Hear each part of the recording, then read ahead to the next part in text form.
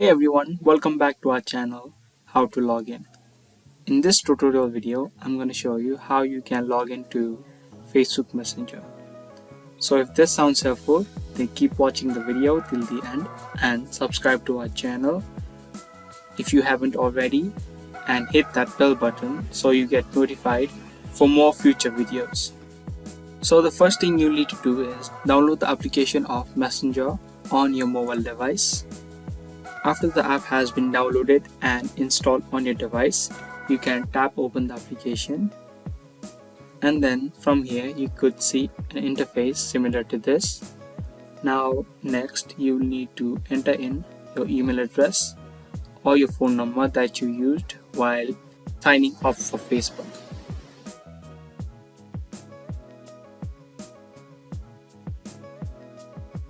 And after you enter your email address and the password, you will be successfully logged into the Facebook Messenger application.